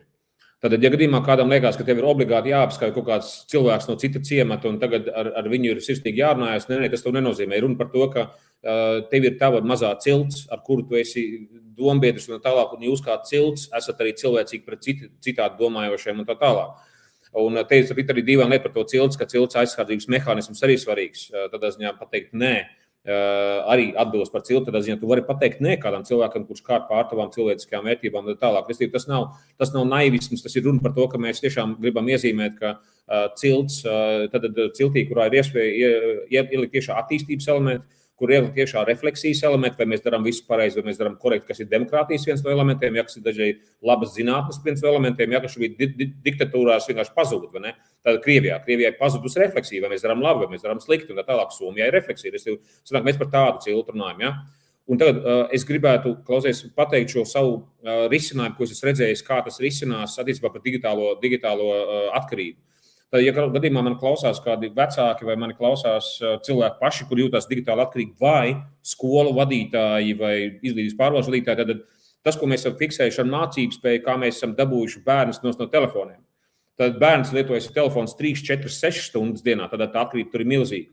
Un tā bāze uz metodoloģiju, ko mēs iztaisījām, tad mūsu pamats ir, es izmantošu šo piemēru ar neirotransmiteru, ja tautā saukto hormonu dopamīnu, tad pēc būtības dopamīns ir balvas hormons vai tas, kas kaut ko izdara, tev kāda balvas sajūta, izdarīta darba sajūta, tevi paslavē kāds, ir kaut kas foršs noticis, vienkārši tev ir dopamīns. Un dopamīns ir tas, kas izdalās lietojot heroīnu, kokaīnu, pīpējot specifiskās smadzeņu daļā, kur iet, tas dopamīns izdalās un tālāk. Un dopamīns izdalās Facebook lietojot, Instagram lietojot un Facebook lietojot un tā tālāk. Tad runa par to, ka mēs nevaram cilvēku un arī pašu sevi, no vairāk arī bērnu, noraut no telefona, tāpēc, ka viņam telefonu lietojot ir dopamīns. Es domāju, ka tā ir reāla atkarība, gluži kā tu mēģini noraut alkoholiķi no pudeles nost. Viņam vajag to. Heroīna lietotāji viņam vajag to. Un līdz ar to vienīgais veids, kā es to saprotu, kas ir efektīvais veids, ir radīt alternatīvu šim dopamīnam, šim priekam. Un tas ir vienalga, tas ir bērns, skolotājs vai tas ir vecāks. Vai mēs paši, ka mēs atdodam citu veselīgu dopamīnu avotu. Un tas risinājums, ko mēs piefiksējam, mēs redzam, ir tas, ka, ja mēs iedodam viņiem aktivitātes, fiziskās aktivitātes kopā ar elpošanu, kopā ar refleksiju, ka visa skola paliek tāda vide, kurā viņam dopamīns nāk nevis no telefona, pie kur viņš pakluso grib kaut kādā brīdī tik klāt, vai viņš mājās nāk no skolas un lien pie tā telefona, ja tur ir dopamīns. Mēs viņu ieceļam, principā, dopaminizētā vidē, kur ir kustība, un no tās kustības nāk dopamīns. Es nezinu, es tev esmu stāstījis par to flow metodiku, ko es tagad esmu pēdējos 10 gadus griezis turpu šurpu, un tā flow metodika ļoti labi tur darbojās. Ļoti īsi. Īsi izstāst, jā. Ok, 30 sekundes. Čikāgas universitātes tāds kungs Čiksien Mihalī konstatēja, ka viņa piemērs bija avio stjords, viena strādā bez izdegšanas 10 gadu, un vēl kādas tur vienkārši krīt kā mušas, tāpēc, ka ļoti sarežģīts darbs. Un tas atslēgas atbilde bija tāda, ka tā vienai, kur tur mīl to darbu, viņai tas ir tāds flow stāvoklis, viņa apziņa vienkārši lido, viņai laiks lido, tā kā mums ir hobija.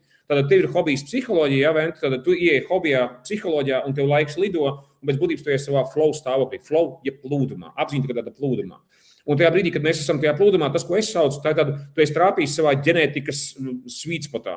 Tad, respektīvi, tev ir ģenētiskā predispozīcija uz psiholoģiju, tad tu esi savā būtībā, tu esi savā patībā, un tev viss ķermenis dzied. Nosīt, mēs varam teikt, dvēseli dzied, ķermenis dzied, un nevis man ķermenis dzied, tāpēc, ka es dzeru alkoholu vai skatos TikToku, bet man ķermenis dzied, ja es esmu fiziskā kustībā, vai es esmu kopā ar citiem cilvēkiem fiziskā kustībā, cilts parādās, veselīgi cilts attieksmi, vai arī ir tas, kā mēs kopā elpojam, vai mēs kopā reflektējam. Tagad ir stāsts par to, ka tas, kas notiekās, ko mēs redzam, es neminēšu konkrētas skolas, konkrētas klases, bet tāda parlaika ar vien vairāk mācībspējā, ka ir mobbings. Mobbings ir salauzis tur pusi no klasi, tāpēc, ka ir 2 mobbingotāji vai 4 vai 6 mobbingotāji, viņi nostumpies meitenes pie sienas, kaut kādus vēl čaļus nostum pie sienas, un tiem bērniem ir psiholoģiskā trauma uz 10, 20, 40 gadiem. Viņi iemācās to, ka viņi neko nevar, viņi iemācās to, ka viņiem nav balss, ka viņi nevar neko lemt, viņi principā saprot, ka tāda ir pasaule, un tāda ir realitāte. Un viņi būs vai nākamie sadisti, vai nākamie mazohisti, kuri nonākuši tajā ciklā. Kāds ir piemērs, ko mēs tur esam varējuši izdarīt ar to pašu dopamīnu, un lai norautu bērns no telefoniem nost? Tad ir runa par to, ka bērns iziet uz skolu, un tas pats ir ar pieaugušiem, ko es redzu, ka tas darbojās. Tu nonāc šajā savā aktivitātē, kas rada tev to flow sajūtu, un viņam pieņemsim, kādam patīk futbols, kādam patīk šahs, kādam patīk badmintons, kādam patīk galda tenis, kādam patīk dziedāt, kādam patīk dejot. Ļoti daudz meitenēm patiks dejot, bet ļoti daudz puikiem varbūt patiks futbols vai tautas bumba un tā tālāk. Un viņi ieiet šajā aktivitātē, kur viņi pēc būtības atgūst savu dabīgo patību, tāpēc, ka tā ir viņa patība. Man, pieņemsim, patīk futbols 10,8, pludmales volejbols 10,9. Un es arī tagad pēc 2,5 stundām man ir pludmales volejbols, kur es zinu, ka mans ķermenis ģeniāli atjaunosies 2 stundās, man ir treniņš, man ir reāli volejbola treniņš, tas man ir flow aktivitāte. Un ko mēs redzam ar bērniem? 2 mēnešos tendence tāda, ka bērniem parādās dīvainā kārtā, ko man vecāki teikuši ir, bērns grib iet uz skolu. Viņam parādās dopamīna atkarība no skolas, jo skola sāk asociēties ar, tā ir mana patība, man tur dvēseli dzied. Numur 1. Numur 2. Pēc 8 mēnešiem bija milzīgs brīnums, zvanīja skolotāji un saka, klausies, man notika brīnums klasē, tagad viens no tas, kas mobbingoja, tas, kas vienkārši spied ritīgi visus malā, kaut ko tur sākā kā kņudināties un kaut ko klasē taisīt nemieru, un viena no meitenītēm, kas pirms tam bija vienkārši iespiest stūrī, viņa pateica, klausies, lūdzu mierīgi, mēs tagad pabeigsim stundu un tad, ok? Un viņš tāds, ok. Restīvi sanāk, tur ir kaut kāda traumas izterapēšanās notikusi, tāpēc, ka mēs varam atsevišķi par to parunāt dziļāk, bet tas, ko es saprotu, ka mēs dzīvojam tēlos, vienkārši tev kā psihologam, psihoterapeitam, tad mēs dzīvojam tēlos, vai ne?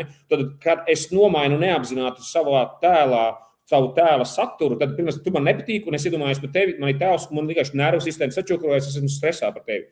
Un tad mēs darām kopā to aktivitāti, kas mums ir flows, vai tautas bumba, vai dziedāšana, vai dejošana, un es pastos uz tevi ar labu sajūtu, vēlreiz, un man tavs tēls pārveidojās. Un šis ir tas brīnums, un šis ir tas brīnums, kādā veidā mēs varam tad pārveidot šīs attiecības un noslēdzot šo visu epizodu, kas ir aizrunājos, telefoni. Viņiem vairs nevajag telefons. Kaut kādā brīdī bija saslimusi skolotāja vienā no tām skolām, saslimusi skolotāja, viņiem ir sporta stunda, un tā vietā, lai viņi kristu tiekšā telefonos, viņi saka, skolotāji, mēs varam iet paši, mēs zinām to metodoloģiju, mēs varam saprast, kas mums jādara, mēs varam paši iet, un skolotāji saka, jā, bet jūs zinās, ko darīt? Jā, mēs jau paši atradām. Un viņi ir nos no telefoniem, viņi ir ciltī. Un tas, ko es saprotu, tie būs veselīgāki Latvijas cilvēki, viņi būs kopā, viņi runāsies savā starpā. Mums bija viena klase Liepājā, šis bija Mārums piemērs, Liepājā bija, Ventspilī bija ļoti skaists piemērs. Liepājā bija piemērs, kurā klasīti pēc tam, kur bija mobbingošanas gadījumi, izteikti mobbingošanas gadījumi, pēc skolas sāk palikt un dzīvoties kopā. Viņi sāka draudzēties, mobbingotāji no +10, -10 attiecībās, gan no -9 uz +5, +7 tā tālāk. Es ceros par to, ka šī ir viena no tādām panacējām, ka mums ir jāpārceļ šīs dopamīna atkarība no mākslīgiem intelektiem un šiem visiem sociālajiem tīkliem, jāpārceļ uz to, ka cilvēks tiek savā patībā. Tā īsumā, viedokļi tik garais pļāpājos. Jā, nē, es tev patiesību sakot negribēju pārtraukt, tāpēc, ka es nodomāju, ka patiesību sakot, tā problēma ir, ka šito visu vajadzētu parādīt dokumentālajā filmā. Kāpēc? To, ko tu aprakstīji, kā ar šīs flow metodas palīdzību var klasi no slimas vides pārvērst par veselu vidi. Jo es tev gribētu redzēt, kādā nozīmē. Es klausoties šo stāstu, es arī atceros savus skolas gadus un visu to, kā mēs tur risinājām attiecības un tam līdzīgi, kas nebija tik traki, bet, jāsaka, tā bija arī vietas, kur jāsaka, tie bija jau 88, 9, 90, 91. Tu iedomājies, kas pa gadiem, kas vispār vēsturiski tur notika, kāda sistēmiskas pārmaiņas bija. Bet, ka ļoti svarīgi ir redzēt, kā cilvēki mainās, kā viens atgūst pašapziņu un kā otrs pārstāj būt vardarbīgs pret to pirmo. Tur vajag redzēt šo ceļu, un vajag saprast, kāpēc tas tā veidojās. Jo tā būtu tāda īsta empātijas skola. Un tas būtu svarīgi, to būtu svarīgi redzēt arī vecākiem, arī skolotājiem no malas, ka tāda līmeņa empātija ir iespējams sasniegt. Ka tāda līmeņa dziedinoša empātija. Un tad finālā, kā es to sauktu, es jau teiktu tā, ka tas, ko tur nodarbojies, ir pozitīvā nozīmē ekstrēmā pedagoģija. Ekstrēmā pedagoģija, terapeitiskā pedagoģija. Tur sanāk tā, ka skola var ne tikai laust, bet skola var arī dziedināt.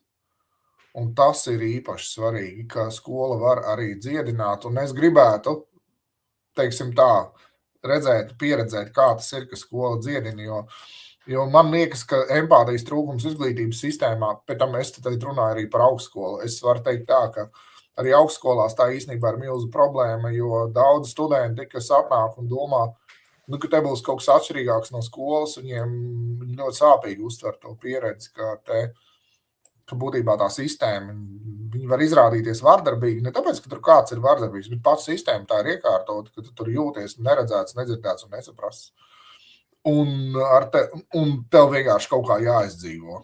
Un šajā izglītības džungļos, kur tev ir izdzīvošanas likumi un viss pārējais, tad ļoti ātri to empātiju pazaudēt. Un tev būtībā, tu vienkārši sakot zobus un izturi, un tad tā kļūst par attieksmi, kas vada visu tavu dzīvi, sakot zobus un izturēt. Un ja tā, tad te tā cilvēcība arī pazūd. Viņa pazūd jau šeit. Tā es rezonēju, teiksim, ar tavu šo te, jo man aizrāva tas stāsts, ka tā viss var notikt un ka tu esi iekšā tādos procesos. Tas ir satriecoši labi un mūsdienās ārkārtīgi būtisks stāsts. Jā, paldies tev, Mīši, par labu vārdu. Cita starpā, es domāju par to dziedēšanu kā tādu. Paldies, ka tu to saki, tāpēc, ka es ļoti uzmanos no diviem vārdiem, kas manā iekšējā balsī skan, un tas viens vārds, ka mums ir jāglāb bērni. Viņi tiešām ir jāglābi. Tas ir mans apzīmējums, un dažreiz ar kādām ierēdnieciskām varbūt personām.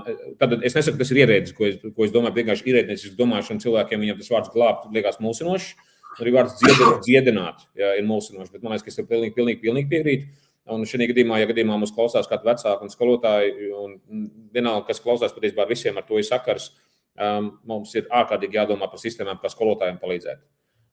Jo ko var izdarīt noguris skolotājs, ja 84% ir izdegšanas procents, ar ko saskarās vismaz reiz gadā skolotāji, tad mums ir atkal šajā gadījumā šis ir jāsaprot, kā to risināt. Un tad es aizietu atkal uz to pašu veco labo jautājumu par to, ko mēs pieskarāmies, man teikt pie sākuma, par to, ka ciltī labi vadītāji. Tad man ir jautājums, ar kuru no vadītājiem izglītības iestādēs, ar kuru no skolu direktoriem izglītības iestādēs es varu runāt. Un zins man ienāca prātā, viena no lietām, kas ir ciltīm, liekas, ka ļoti, ļoti vajadzīgs, ņemot vērā, ka mums ir diezgan daudz ko kritizēt. Es gribu būt ļoti uzmanīgs, lai mēs nepārkritizējam jēgu. Tādā ziņā, ka mēs kritizējam melnu muti un bišķiņ tādu pēcgaršu cilvēkiem paliek slikt. Ko tu teikt, ja mēs sarunas beigās mēģinātu atrast kaut kādu skaistu, labu lietu par kādiem Latvijas cilvēkiem, ko pateikt un izcelt? Jo es zinu, ka es nevarēšu, teiksim, tagad atsaukt atmiņā un pateikt paldies pilnīgi visiem cilvēkiem, bet, teiksim, es labprāt pateikt paldies kaut kādiem cilvēkiem par to, kā viņi dara, kā viņi strādā, kas ir izglītībā. Vienkārši kā elementi par to, ko viņi dara, ko viņi kustina un tā tālāk. Ja? Ko tu saki? Nē, tas būtu ļoti interesanti, un tur vajadzētu izcelt tos foršos. Man vispār liekas, ka, redz, te ir divas lietas, ka ir jāsāk cilvēki slavēt vienkārši par to, ka viņi dara. Man citreiz liekas, ka uzslavu pelnījuši ir tramvaju vadītāji. Kāpēc mēs viņus vienkārši neredzam? Mēs redzam tramvaju, bet ne tramvaju vadītāju. Bet tramvaju vadītājs būtībā ir tas, kāpēc tramvajs kustās un atnāk laikā, un mēs visi varam aizbraukt. Ja? Mēs neredzam šos ikdienas, it kā šķietam vienkāršos, bet patiesībā ļoti, ļoti atbildīgos cilvēkus, bez kuru ikdienas tāda sistemātiska darba mums apstātos sabiedrībā ļoti daudz, kas tāpēc ir jāslavē. Ir jāsāk kaut kādā veidā atzīmēt šī uzslavu kultūru, bet nevis to, tas ir būtiski. Kad sanāk priekšniecība un pati sevi slavē. Atnāk, vai ne, valdības pārstāvji saka, mēs esam tādus panākumus guvuši, mēs tik labi vadām jūs, vai ne? Paldies uz redzēšanos.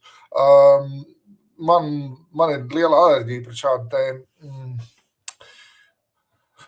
politisku slavēšanu, ja? Ka tas ir tāds politisks akts, kur es dabūšu kaut kādus punktus. Nē, man liekas, ka ir jāslavē cilvēki vienkārši tieši skaidri un skaisti. Ja? Un otra lieta, ko tu arī pieminēji sākumā, bet par ko mēs kaut kā šodien mazāk runājam, ir skolotāja algas, jo reti, kur profesija, ir tās absolūti pārcilvētiski nozīmīgās profesijas, kā ārsts, skolotāji, glābēji profesijas, jā, visas šīs te, kur man ir milzīgs noslēpums, kāpēc šiem cilvēkiem tiek apzināti turēts nosacītas zemes algas. Es nevaru to izskaidrot, principā vispār nekā. Man, piemēram, tas ir fenomens, ja, kur ja tu man jautātu, kāpēc māsiņām ir zemes algas, saka, es nezinu. Man nav ne mazākās nojausmas, kāpēc tas tā ir. Kāpēc ugunsdzēsējiem nav lielākas algas? Es nezinu. Kāpēc skolotājiem nav? Es nezinu. Un tas ir tāds fenomens, kur mēs kā cilts varētu teikt, hei, bet varbūt mēs te varam kaut ko darīt, ja mēs kopā apvienojamies un šo jautājumu sākam risināt. Jo tā arī būtu svarīga empātijas sadaļa, ne tikai slavēt foršos direktorus, bet arī atbalstīt viņus materiāli. Es nezinu, man liekas, ka materiālais paldies arī ir svarīgs paldies. Kaut kā tā. Viņš ir ļoti, ļoti svarīgs. Plus vēl tam, ka tur ir stāsts par pašvērtējumu. Jo cilvēks ar pazeminātu pašvērtējumu, vēl ir vairāk, ja skolotājiem ir pazemināts pašvērtējums, tad man ir šī hipotēze, ka Latvija kā cilts bērniem asociējās ar divām substancēm. Viens ir ģimene, tad kāda ir ģimene, tāda ir Latvija, un otrs ir skola un skolotāji. Ja skolotāji ir noguruši un depresīvi, tad tāda kopumā asociācija par Latviju. Un līdz ar to, vai es gribu būt šī ciltē, nē, es labāk emigrēšu projām. Un, nezinu, vienbrīd bija ap 2010. Gadu bija kaut kāds 80% dažās Rīgas skolās, ko es redzēju pētījumu, pat 80% bērnu domāja, kā braukt uz ārzemēm. Es bija tāda noskaņa kaut kāda. Līdz ar to šis ir vienkārši milzīgs jautājums par to naudu, kā to lietu. Un vienkārši zinot, ka mēs apsolījām paši sev noapaļoties tuvāk pie stundas, jā, mums ir jāsāk lenītiem apaļoties tam visam, jā.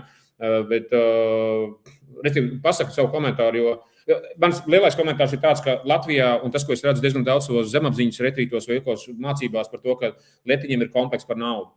Un jautājums, cik gudri ir šie cilts vadītāji, kas šobrīd ir politikā, cik viņi ir gudri un saprotoši par ekonomiku un biznesu. Man bija viena situācija, kurā es biju kopā, tad es vadīju kaut kādas mācības valsts pārvaldes vadītājiem, tad bija Edgars Rinkevičs, tad bija es un Edgars Rinkevičs. Edgaram Rinkevičam bija kaut kāda apmēram pusstundu uzruna, un es pārēju tur kaut kādu procesu, tur man bija kaut kādas metodas, kurām es gāju cauri.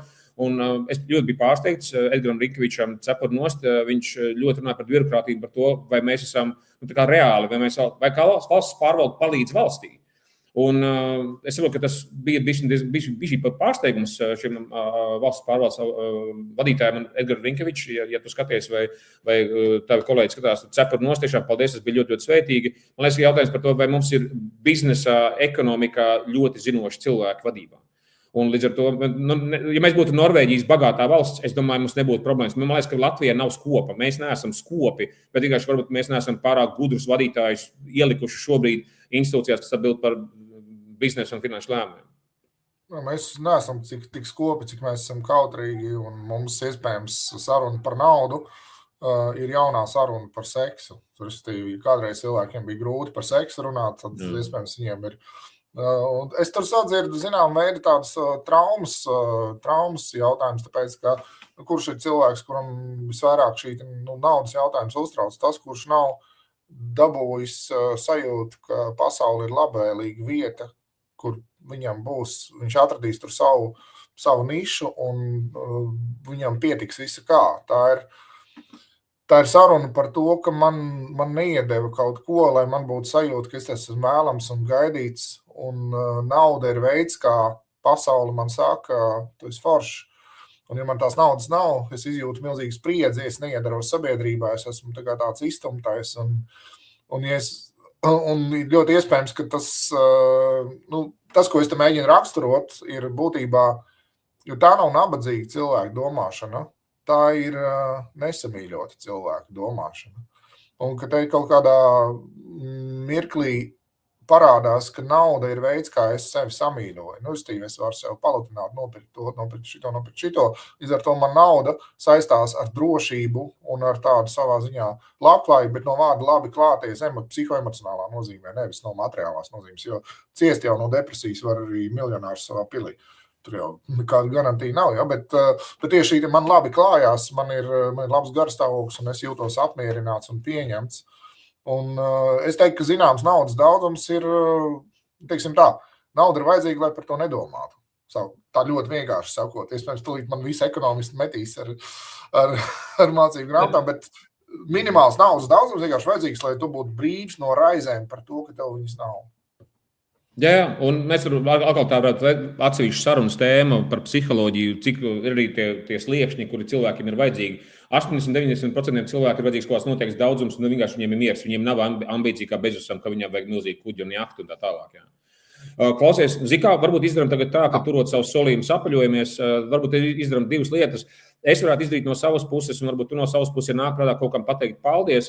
Es varētu tagad nosaukt skolas, kuras es redzu, ka viņas no sirds šobrīd sāk palīdzēt saviem bērniem ar mobbingu strādāt, ka viņas palīdz ar bērnu labklājību, ar skolotāju labklājību. Es vienkārši varētu nosaukt tās skolas, jo es zinu, šobrīd man ir kaut kādi apmēram 300 cilvēku kontaktos, kas izglītības sistēmā kaut ko dara. Es viņus visus neatcerēšos, bet vienkārši gribu skolas nosaukt un pašvaldības, tāpēc, ka cepuri nost. Tas ir vienkārši fantastiski. Ja? Labi. Un pēc tam pasties, kas tev nāk prātā. Tad Mārupē salas sākuma skola, burvīgi direktori un sporta skolotāji, visi skola tagad ir tiešām Mārupē Babītas vidusskola, direktors ir burvīgs un arī atbalsta komandu kolosāli. Labi, es neiešu tik detaļās tik daudz. Mārupē pamatskola, tā bija pirmā skola Latvijā, kas ļoti ģeniāli ar Krista palīdzību mēs ieraudzījām, kāds tiešām strādā, un paldies Viktorijai, skolotāji. Liepājā Lības pamatskola.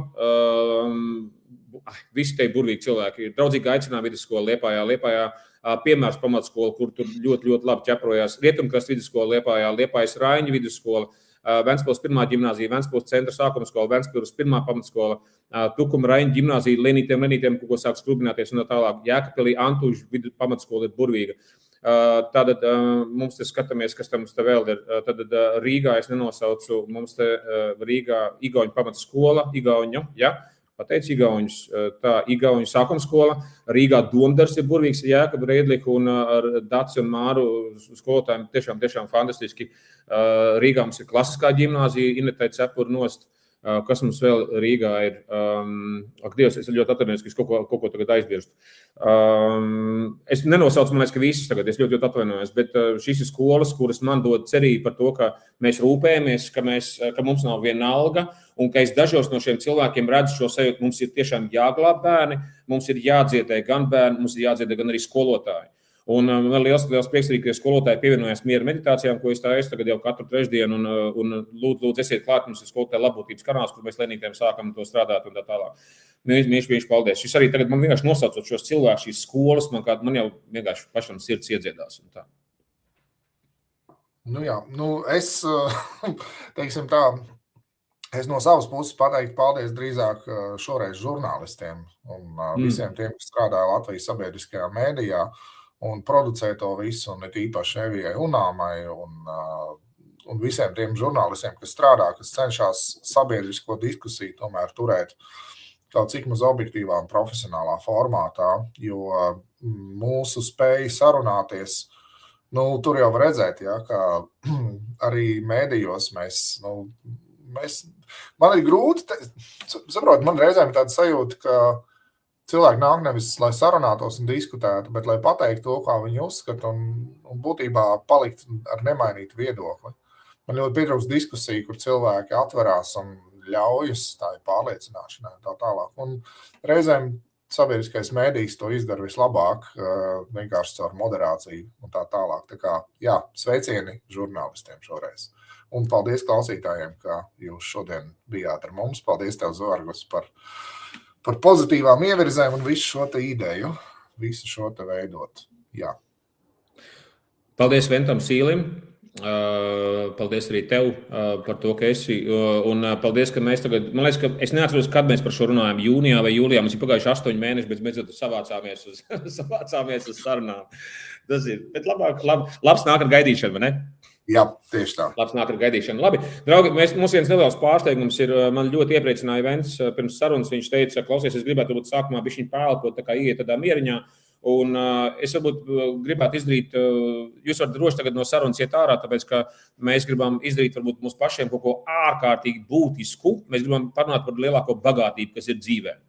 Viena no lielākajām bagātībām, kas ir dzīvē, tas ir miers. Tas ir dziļš miers. Un elpošana ir valoda, ko saprot ķermenis, un atkarībā no elpošanas ritma. Es neiešu pētījumos iekšā, ir ārkārtīgi ģeniāli. Es nezinu, tie beļģu zinātnieku pētījums. Es redzēju to emociju korelāciju ar elpošanas ritmu, zini? Nezinu, nē. Izstāstīšu nākamreiz. Īsumā, citstarpā vienīgā lieta, ka mēs mēģinām tagad pierunāt bērnus un skolotājus, lai viņi elpoja sevišķi stresa situācijās. Es varu vienu mazu lietiņu uzreiz pateikt. Droši vien Hubermanu, tu zini no Stanfordas universitātes, ja? Hubermanu labu un tā tālāk. Hubermans, viņi ļoti skaistu lietu bija atklājuši par vienu specifisku elpas ritmu, kas ļoti labi palīdz iziet no stresa ārā.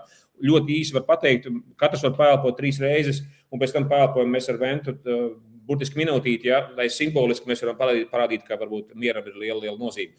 Un tas elpošanas ritms ir tāds, ka mēs viņus saucam par 3 elpu mācību spējā, 3 elpu, kas nozīmē, ka es ieelpoju 70%, tad ir sekunde pauze, vēl 25%, un tad es lēnām izelpoju. Tad ieelpa un lēnām izelpoju. Tad, ko mēs varam izdarīt? 3 reizes uzveicīt šādas 3 elpas, un tad lenītē minūtu pēlpojam, un ar to arī mūsu burvīgā Venta Sīļa saruna ir. Es ceru, ka bija, Venta Sīļs ir burvīgs. Par to mēs saruna bija burvīgs. Paldies, apcēji. Ak, Dievs, cik mēs esam šarmanti. Mēs esam latvieši, kas māk viens otru aplaimot. Tas ir skaisti, jā. Labi. Bet kādam tas ir jādara? Tas ir vajadzīgs. Klausies, pašvērtējums seminārs, tā ir lielākā spēle. Mums ir jāmāk celt asti augšā. Ceļam astis augšā. Vai ne? Sunim astis iet arī uz augšu. Viņam jāiet uz augšu. Ne? Nu tā. Ok, uzveicam 3 elpa, tad ieelpa, sekundu pauze, ieelpa un lēni izelpa. Un tad mēs minūti ar Ventu vienkārši paelposim. Ja gribat paelpojiet kopā ar mums, nolaižam plecus, varat paskatīties, vai jums lūpas nav saspringušas. Un izelpojot, atslābiniet, iedomājieties, ka jūs atslābināt ķermeni, jo iztēle ķermenim ir realitāte. Šis ir dīvains podcasts un sarunas noslēgums. Man ļoti patīk.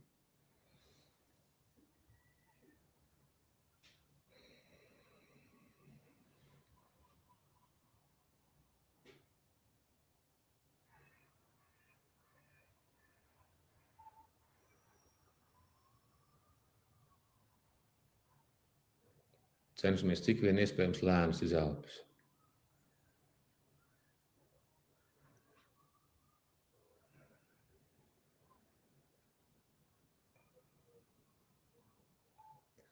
Varam atstāt acis vaļā, jo sevišķi tie, kas brauc ar mašīnu vai iet pa ielu.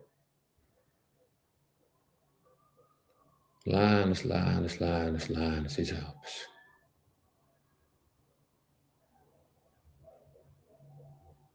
Tā nervu sistēma un endokrīnā sistēma tos atdzirdēs. Ķermenis atsauksies.